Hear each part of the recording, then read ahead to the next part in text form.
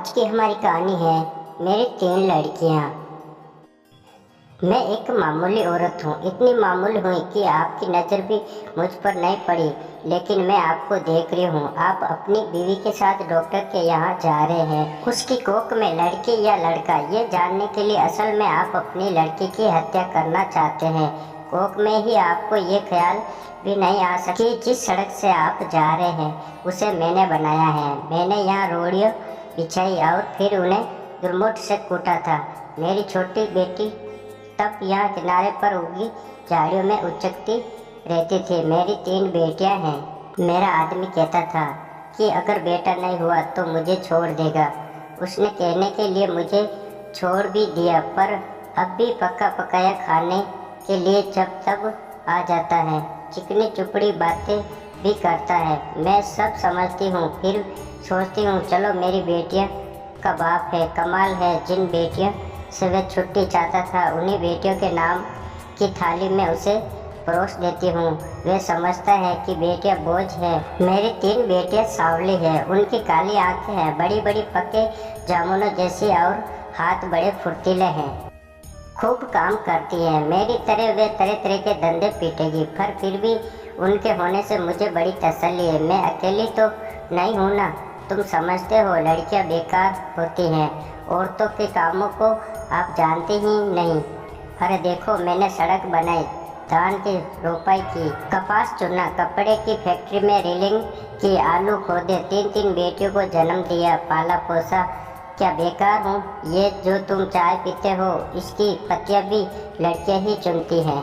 और क्या क्या नहीं करती। इतने धंधे औरतें करती हैं कि गिनवाने मुश्किल। तुम्हारा ये स्वेटर कोई 1 पौंड का होगा।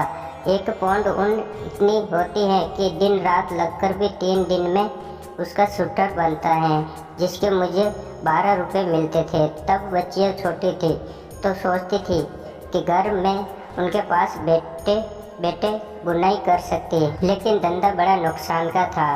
फिर ठेकेदार ने मिन मैक निकालनी शुरू की और मुझ पर गलत नज़र डालने लगा, तो मैंने ये धंधा छोड़ दिया।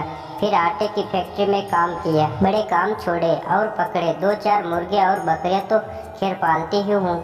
इसी तरह रुका सूखा चलता है। ये जो तुम्हारी बीवी ने रेशमी साड़ी पहन रखी है, इसके धागे भी औरतें तैयार करती हैं, कीड़े पालती हैं। मुश्किल काम है, जाग में घाव हो जाते हैं, धान की रोपनी में पैरों भी खारवे हो जाते हैं और कमर झुके झुके टूट जाती है। मुझ पर पैसे होते तो अपनी लड़कियों को पढ़ाती लिखाती, उन्हें मास्टरनी बनाती या डॉक्टरनी। तुम खुद पढ़े लिखे हो, पैसे वाले भी दिखते हो, तुम लड़कियों का गर्भ क्यों गिरवाना चाहते हो? तुम समझते हो तुम्हारी लड़कियां कोई काम नहीं कर सकती?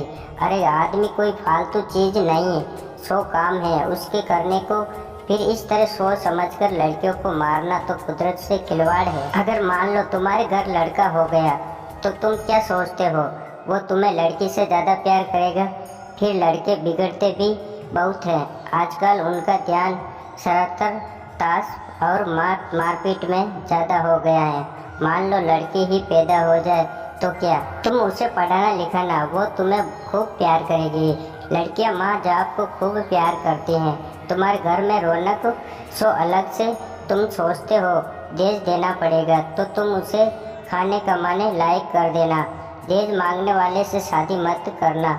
हो सकता है आप ही ऐसा लड़का मिल जाए जो बिना दहेज के शादी कर ले। अगर ना मिले तो क्या, वो कमाएगी खाएगी और तुम्हारा सहारा बनेगी। हो सकता है वह तुम्हारा नाम रोशन कर दे। तुम्हारे लिए क्या पैसा ही सब कुछ हो गया, या दुनिया का डर अपनी बेटियों से भी बड़ा हो गया? आखिर तुम अपनी बेटी को प्यार तो कर ही सकते हो और बेटी भी तुम्हें प्यार कर सकती है। माँ बाप और बच्चे का इतना रिश्ता बहुत हुआ, इसके लिए तो आदमी जीता है। पैसे को चाहे जितना मानो, पर मोह ममता फिर भी बड़ी चीज़ है। इसे बनाए रखने में ही खैर है। नई दुनिया उजड़ी समझो। कुदरत के साथ इतनी मनमानी अच्छी नहीं।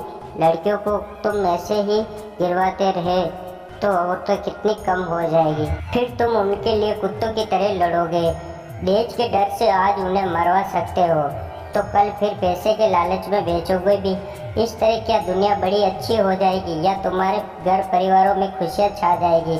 तुम जो रेशमी साड़ी पहन कर इसके साथ चली आई हो, इससे इतना डरती है क्यों हो? सोचती हो ये तुम्हें छोड़ देगा? ये मिचमिची आंखें वाला अगर तुम्हें छोड़ भी दे तो क्या तुम मर जाओगी? मैं तो पढ़ी लिखी भी नहीं थी, मैं तानों से नहीं डरी। आदमी ने छोड़ने की धमकी दे दी तो कह दिया ले छोड़ दे। अब भी मेहनत करके खाती हूँ, तब भी मेहनत कर लूँगी, पर वे क्या मुझे छोड़ पाया? हम औरतें बड़े काम की हैं, हमें ये ऐसे ही थोड़े छोड़ सकते। परिवार की जरूरत तो इन्हें भी है, नहीं तो हाँफते हाँफते मर जाएंगे, कोई पानी देने वाला भी नहीं मिलेगा। मैं तो कहती हूँ बेटी भी पैदा करो, दहेज भी मत दो और डरो भी मत। देखना दुनिया ऐसे ही चलेगी, इससे अच्छी चलेगी, दाग दोष कुछ कम ही होगी। मेरी बेटी ने कढ़ाई सिलाई सीखी है, वो ना होती तो फिर क्या था, मैं तो दुनिया में धंधा पीटती मर जाती। अब भी मेहनत करती हूँ पर मन में खुशी भी है। मेरी 3 लड़कियाँ खूब हुनर वाली हैं, कोयल जैसी आवाज़ है, उनकी सुनने से थकान मिट जाती है। न करे कोई शादी, अपनी ज़िंदगी बाढ़ बनाएगा और जो शादी करेगा सो भगवान होगा। चलती हूँ, ये ठेकेदार आता दिखता है, आंखों से कम सूझने लगा है। ये जो लिबर्टी सिनेमा है, न इसे गिराना है। मालिक यहाँ पूरी बाजार भर दुकानें बनवाना चाहता है, यही मलबा ढोने का काम करूँगी। काम तो ठीक है, मैंने बहुत किया है, पर इसके सामने ये डॉक्टर की दुकान है, यहाँ लड़का लड़की की टेस्ट होता है। बस इसे देख देख के मन में बेचैनी बनी रहती है। घड़ी घड़ी तुम्हारे जैसों की सूरत देखनी पड़ेगी। हथियारों की बस यही और काम मिला तो ये जगह छोड़ दूँगी। देखो तब तक तो यही काम करना पड़ेगा। मैं पढ़ी लिखी होती तो ये सब बातें लिख देती, फिर तो तुम भी मेरी बात किताब में पढ़ लेते। पढ़कर तुम भी कहते करता देवी बात तो पते की कहती है। तो दोस्तों ये थी हमारी आज की कहानी। आपका क्या कहना इस कहानी के बारे में कमेंट करके हमें ज़रूर बताएं और वीडियो को लाइक कर दीजिए। और इसी तरह की कहानियाँ देखने के लिए चैनल को सब्सक्राइब करके घंटी को दबाकर ऑल पर सेट कर लीजिए, ताकि आने वाली वीडियो का नोटिफिकेशन आपके पास तुरंत पहुँचे। मैं मिलता हूँ आपसे अगली वीडियो में, तब तक के लिए धन्यवाद।